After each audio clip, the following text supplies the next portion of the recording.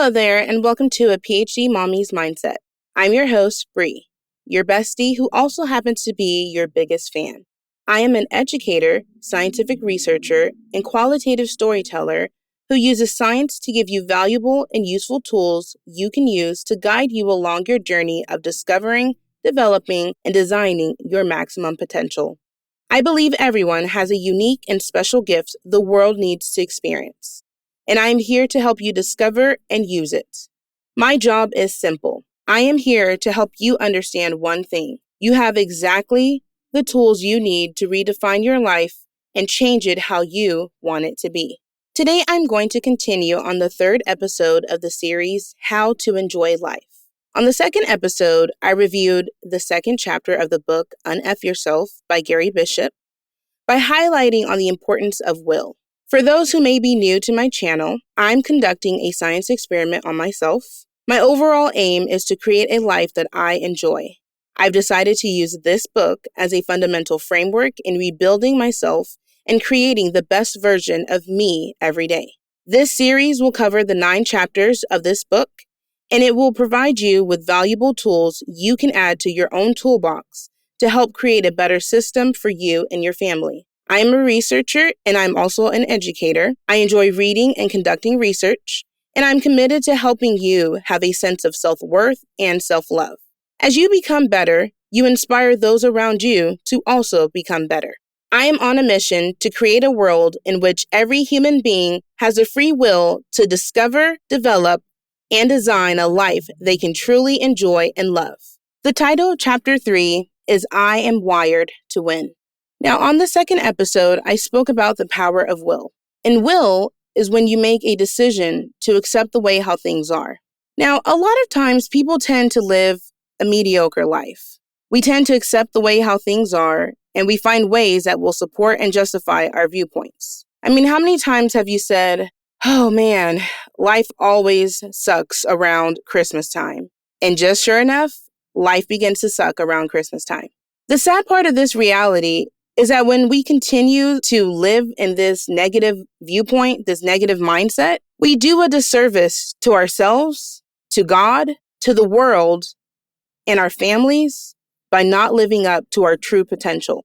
Now, you may ask me, okay, Bree, well, what does that have to do with being wired to win? I'm so glad you asked. Here's a quote in Chapter 3 of the book, and it reads, "You are a champion.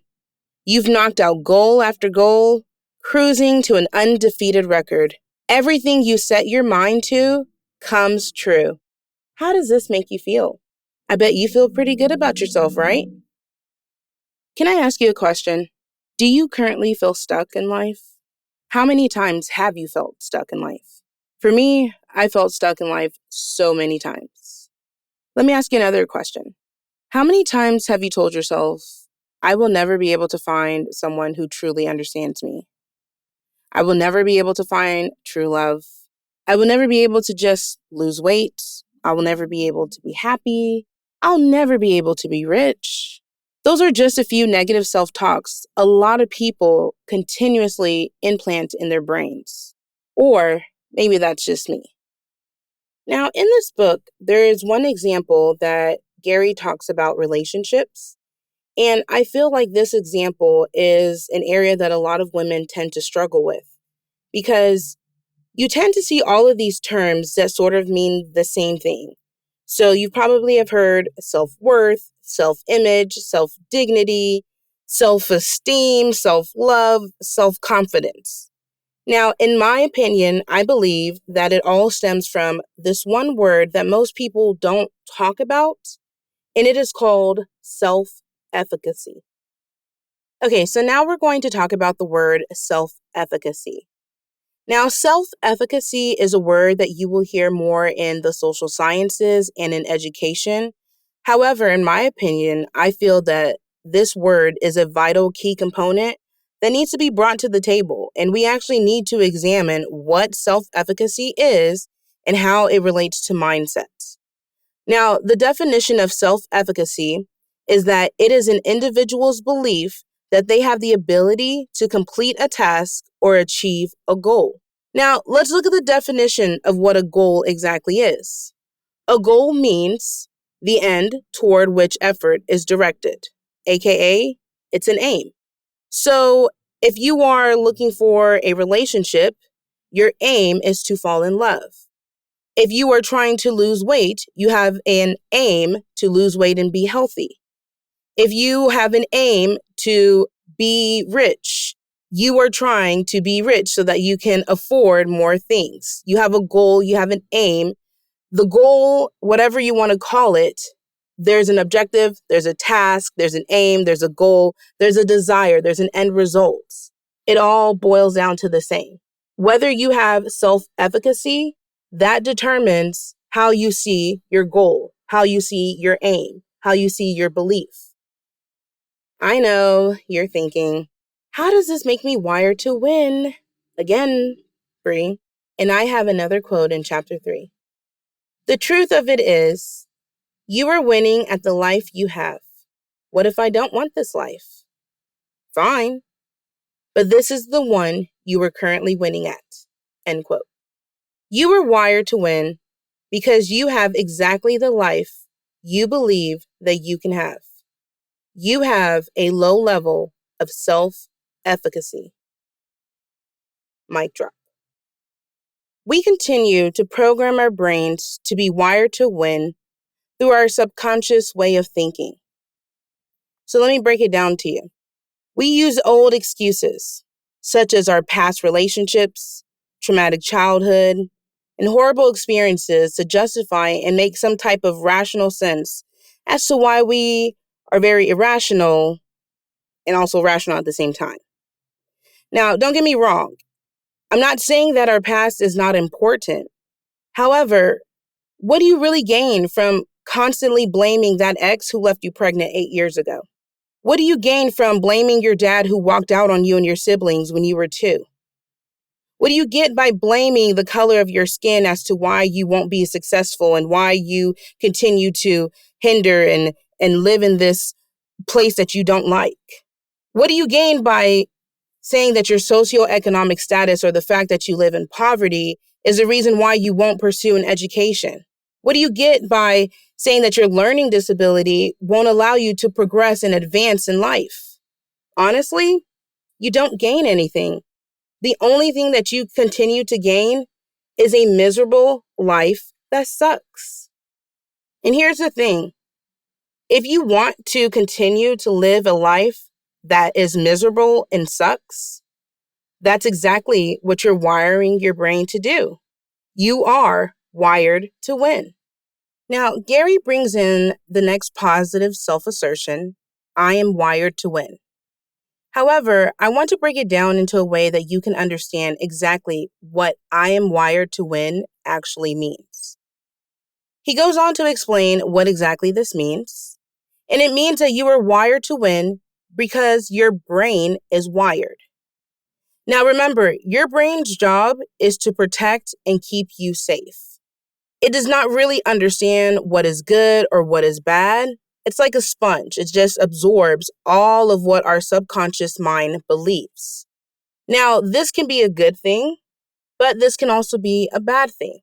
Now, this becomes especially troublesome when what you want on a subconscious level is different from what you say that you want. This is when Gary introduces us to the subtopic of being the ruler of our own domain. Now, Gary goes ahead and talks about this research study that was conducted by Dr. Bruce Lipton, who was a famous stem cell and DNA scientist. And Dr. Lipton found out that 95% of what we do in our day-to-day life is controlled by our subconscious. Now, you may ask yourself, what exactly is the subconscious? And in my opinion, in order to understand the term subconscious, you need to understand this model that was created by Sigmund Freud. It's called the 3-level mind model. Now, according to Freud, the mind is divided into 3 parts. We have the conscious part, we have the subconscious part, and we have the unconscious part. Now, the conscious part is going to include your thoughts and actions that you are consciously aware of. This includes smelling some fresh baked cookies, looking at the beautiful sunset, watching the beautiful sunrise, or even hearing the birds chirping in the near forest. The subconscious mind includes all of the reactions as well as all of the automatic actions we have, and we have this ability to actually become aware of these actions or these reactions if we actually think about them. Now, this could be something simple as driving a car or riding a bike. Once you master the skill set to do something, it becomes like second nature.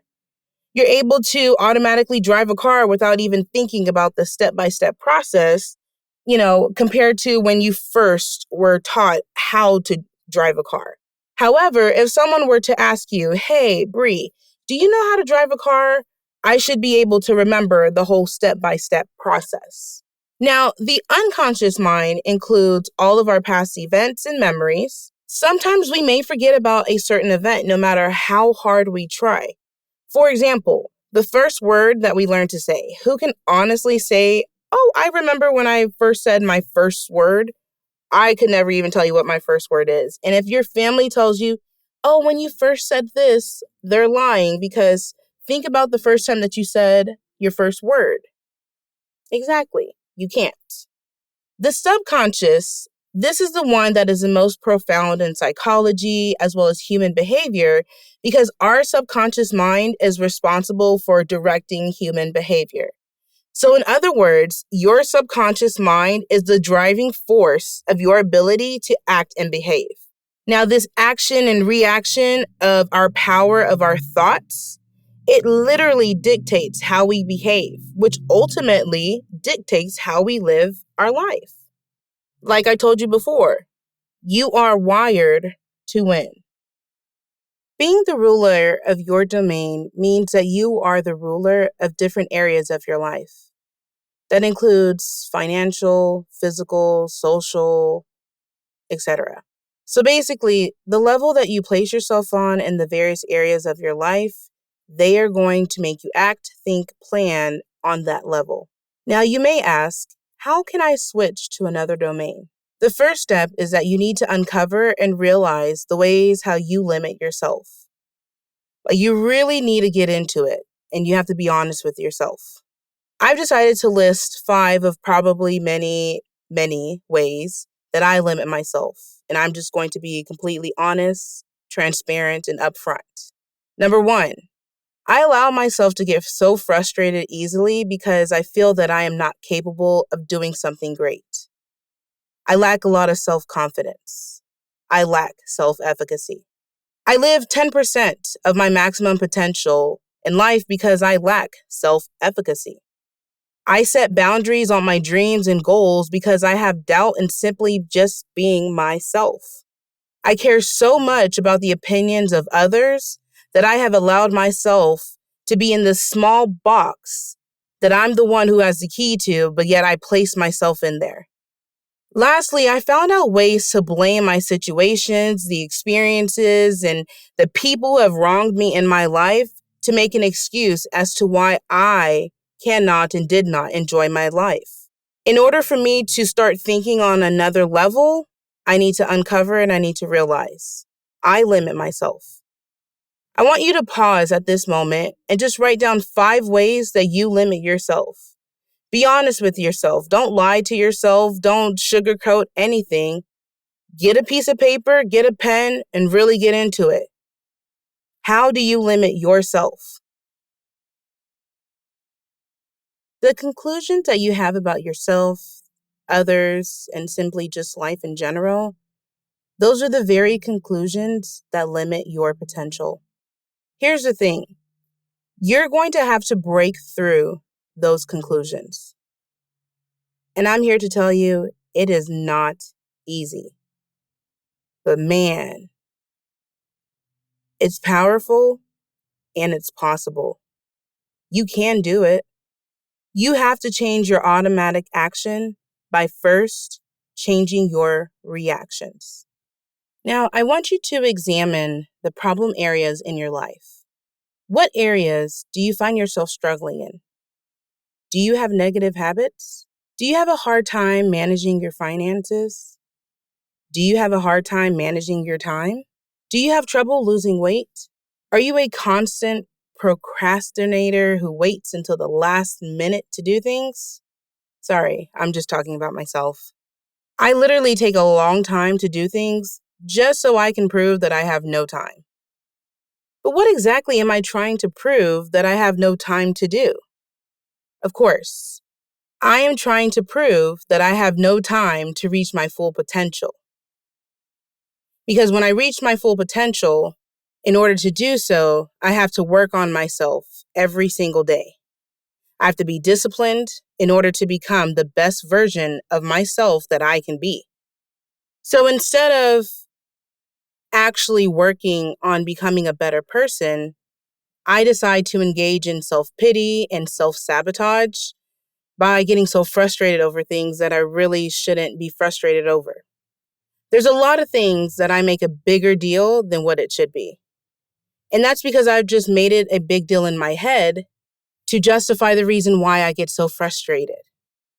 Now, I've decided in my head at this point that I've developed a state of learned helplessness.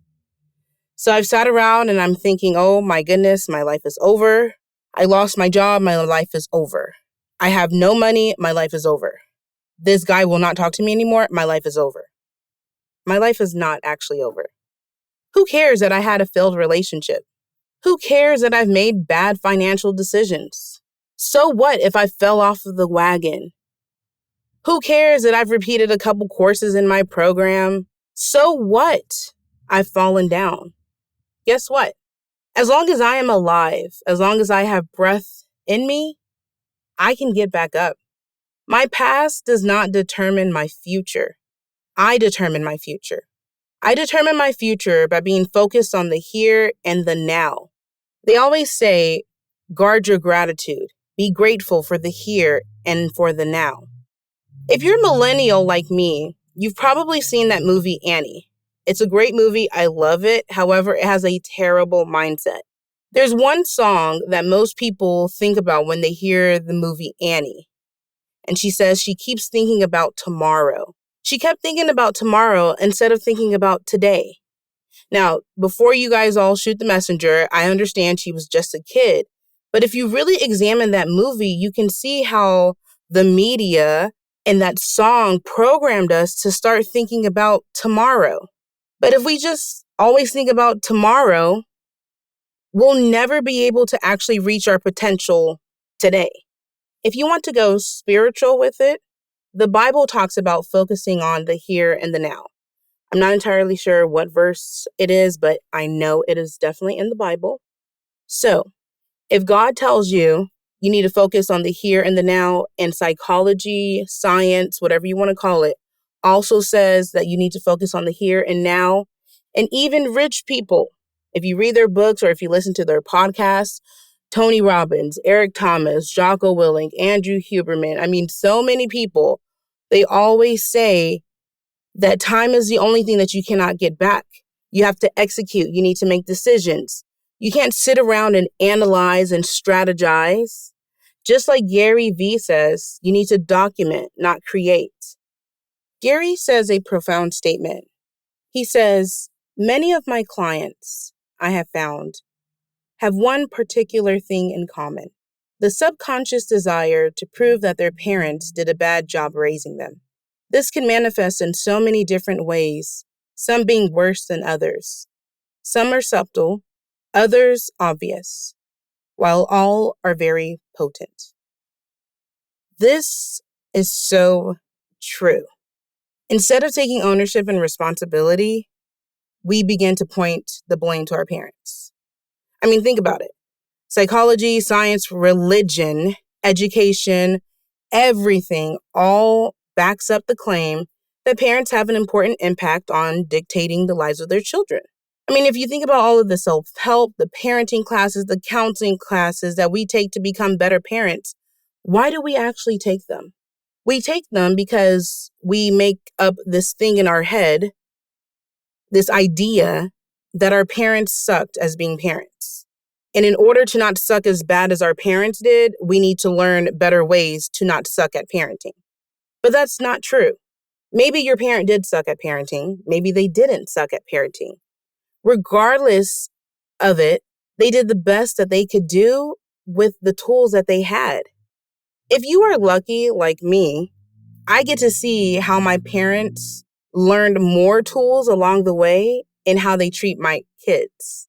For example, like my mom, she will cook about 3 different meals for my daughters because baby G didn't want oatmeal, so she'll make her eggs and sausages and pancakes. And then maybe baby G didn't want pancakes, so she'll make some waffles. And I'm like, wow, mom, I wish you gave me all of these choices when I was growing up because I only had one option to eat this food. And it's amazing because you see the growth in your parents. Give them a break. More importantly, I want you to stop trying to blame your parents for the life that you decided that you were willing to live with. Examine yourself. Write down the patterns that you have. Go ahead and put those pieces of the puzzle together. Think about how many times you've let yourself down. How many times you told yourself, I'm going to save money, and you end up spending. How many times you told yourself, I'm going to lose weight, and you reach for a donut. What is this all pointing to? Whatever level of thinking that you are on, you're going to soon realize that you're actually pretty good at it. You are so good at making the excuses and conclusions to limit yourself. You're so great at it that you begin to wire and program your brain to continue to wire and program itself in that same domain. As you really start to examine your life and look at the areas that you need to improve, you will start to see how you really can and do exactly what you set your mind to do. Seneca said, "It is the power of the mind to be unconquerable." Right now, your mind is unconquerable when it comes to proving that you are not worthy of love, that you are lazy, or that you'll always be out of shape or never have enough money. But if we change our thinking a little, we can use our mind's unconquerable nature to act on all the positive goals and dreams we hold for ourselves. We are wired to win. We just have to point ourselves in the right direction so we can win at something we consciously choose. End quote. Creating the game plan. The happiness of your life depends upon the quality of your thoughts. Therefore, guard accordingly and take that you entertain no notions unsuitable to virtue and reasonable nature. Marcus Aurelius. In order to change our domain, we have to make a conscious decision to change our domain. What that means is that even if we consciously decide the right option every single time, it only accounts for 5% of our behavior. Remember, Dr. Bruce Lipton conducted a research study that stated that 95% of what we do in our day-to-day life is controlled by our subconscious. Saying I am wired to win can only get you so far. We're going to have to get our hands a little bit of dirty. We're going to need to start filling up our bucket, our mind bucket, with the right ideas. So this is how we're going to do it. I want you to think about all the things that you would like to change in your life. Where would you like to see progress? Go ahead and write out those steps that you need in order to achieve it. I'm going to go first. One goal that I like to see myself is to become a healthier version of myself. Now, don't get me wrong, I got a long way to go, but I'm going to create a menu of things that I need to work on. I'm going to create a step-by-step procedure, a methodology, whatever you want to call it. Write it down. Write down the steps that takes you and requires you to achieve that goal. So the first thing that I know that I can work on is making sure that I am drinking at least 4 16 ounces of water bottles every single day for the next 3 days. Now, that might seem kind of elementary and very minute and just step by step, but I'm going to be honest. I have a bad habit of not drinking enough water. So I'm going to set a realistic goal for myself so that I can set myself up for success. So first I need to ask myself, am I willing to start drinking 16 ounces of water every single day? Am I willing to live a life where I can be healthier? I am willing. More importantly, I am committed to drinking 16-ounce bottles of water per day. I am going to document how my sense of self changes. I'm going to journal every single night for the next 3 days. And I'm going to document the beliefs that I have about myself and how a simple task, such as making sure that I drink 16-ounce bottles of water per day for the next 3 days, will impact my self-efficacy or my belief in my ability to achieve a goal. Of course, this is not going to be some instant gratification, nor is it going to be some gateway to maximizing my potential. However, it's the best step in the right direction to start getting there. Sometimes that one step can be the hardest thing to actually get you going into that momentum. Gary reminds us by saying, remember when you explore and discover what it is you've really been winning at? It's not about fighting against or resisting those thoughts and actions, but rather changing the direction and setting yourself new goals and new outcomes. The better you can recognize your patterns, the better you become at changing those patterns. Pattern recognition is key in living a successful life. Remember, as humans, we are creatures of habit by nature. Why do you think Amazon is so successful? They've recognized one pattern: convenience. The main idea is to set the goals and to take the actions that are required to achieve that goal. You need to create a menu of skill sets, of habits, of tasks, of objectives, of steps that you need to master in order to achieve that goal. Remember, you are wired to win. Say it with me. I am wired to win. Define your life. Define the areas of your life. Define your game. Life is a series of games. You can make the rules by understanding that you are the ruler of your domain. Embrace the challenges. Push yourself to the edge. Allow more of yourself to show up to the surface.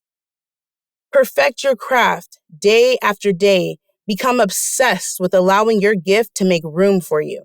When you strive to truly understand yourself and really conquer your mindset, you can really and truly experience freedom and success by enjoying the life you live.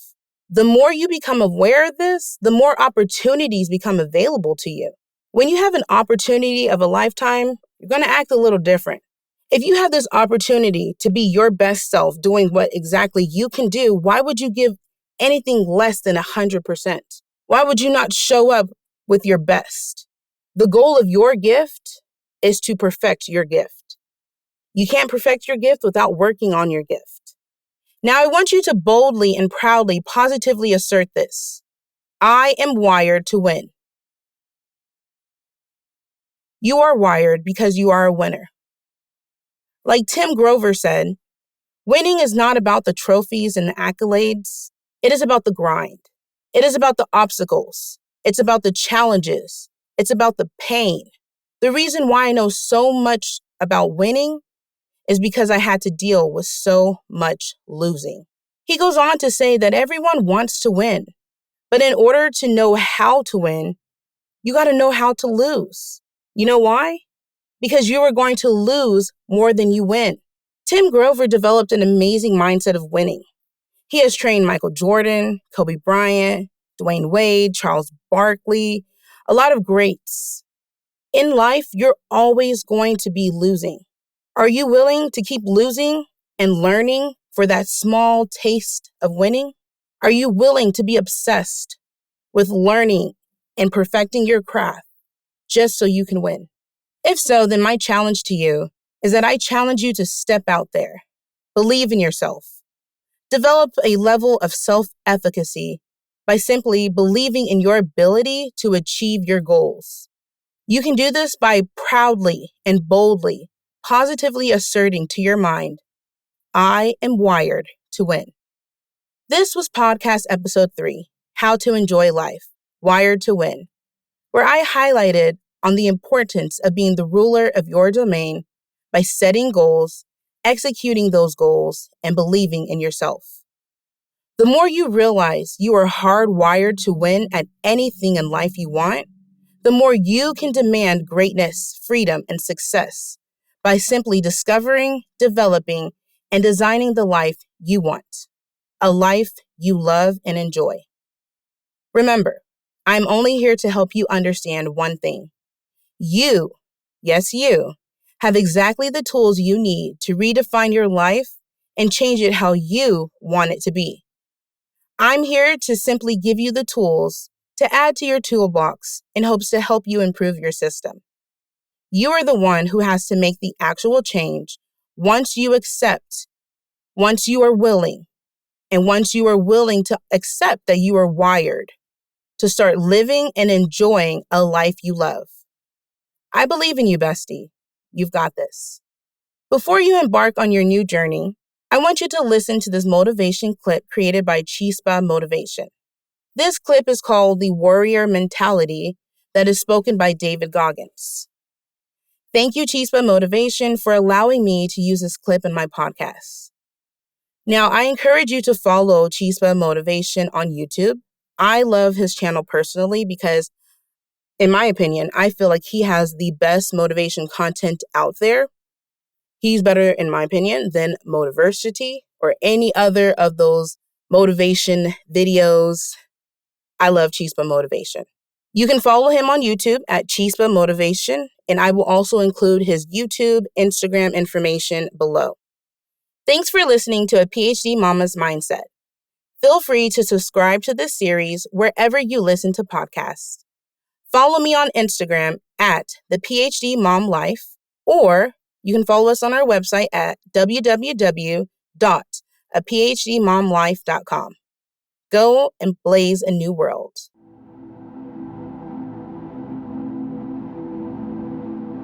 Your brain is the most powerful weapon in the world. Your brain is the only thing you have when you're going through depression, when you're going through hard times, you're going through death, real life shit.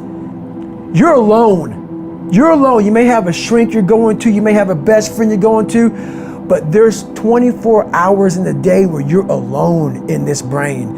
And your brain is talking to you in all kinds of ways. And it wants to control you and pull you in these different pockets. If you can't control your own brain and your brain controls you, you're f***ed. You got to tell your brain where you want to go and how you want to go and how you want to get there. You got to control it. If not, it's over. It's over. You got to shut off technology. You got to go here. I call it the dark room, where you're alone. No cell phones, no music, no TVs, no computers. You by yourself. Very few people want to be alone anymore. They want to be around noise and people, and you can't think. Be alone. Go to that dark space. In that dark space, shut life off for a little bit. Go to a dark place in your mind and figure out what the f you want to be. You don't know what you want to be because you haven't spent time, real time with yourself. Spend time with yourself.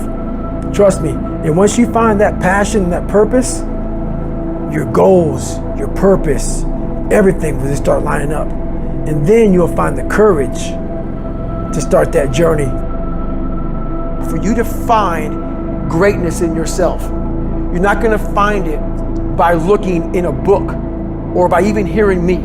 I may give you the spark, but you've got to go inside yourself to find it. And that means you gotta be quiet. Shut the f up, go in a room, stop talking, search your soul, search your mind, search your abilities, and you'll find it. But if you're not looking for it, you won't find it. So you gotta go start your journey. And the journey starts with you finding, why the hell am I here on this planet Earth? Why am I here? And if you don't know that, you will live the rest of your life searching, always asking the question, why? The most important conversation you will ever have in your life is the one you have with yourself. You wake up with it, you walk around with it, you go to bed with it. Eventually, you're going to act on it, whether it's good or bad. You have to face that in that dark room. In that dark room is who you are. But in that dark room is where you have to create another human being that walks out of that dark room to face who you are. That's the only way you're going to get over all those things. You have to create someone else. In the dark room, you face yourself. You realize you want to be better. You realize you don't want to be this weak, insecure person in the world who has all these problems that we all have.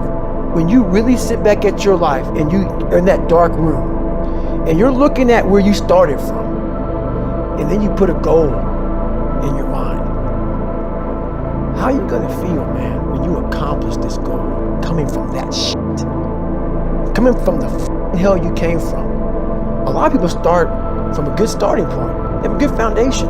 What if you can surpass all of these motherfuckers? What if everybody who was way up here started up here, and you started with no legs. You had to grow legs to even start walking, and then crawling, and then running, and then you start passing people with all this given to them. I had to use all this negative shit that was making me weak and horrible as a person.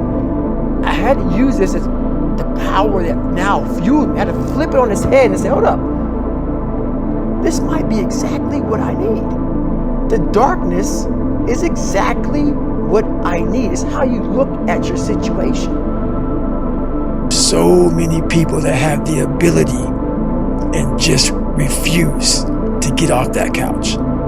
Refuse to study a few more hours. Refuse to go deeper, to go further. And that's where I gain the advantage. It's so easy to be great nowadays, my friend, because most people are weak. Most people don't want to go to that extra mile. Most people don't want to find that extra because it sucks. It's miserable. It's lonely. Hard times create hard men. Hard men create soft times. Soft times create soft men. Soft men create hard times. We are now around soft men and hard times. You can't be weak. And in this country, being weak is thought of as a virtue. Jordan Peterson has a really interesting way of looking at this, and he said it to me once, and it made a lot of sense. He said, people think that you should be weak and you should be docile, and then you should be a pacifist. He goes, no, you should be a monster. He said you should be a monster, you should be ruthlessly ambitious, and then learn how to control it. And it's that old expression, it's better to be a warrior in a garden than a gardener in a war. It's an old expression, but it makes sense, because it doesn't mean that you can't be kind if you're strong, but it does mean you can't be strong if you're weak.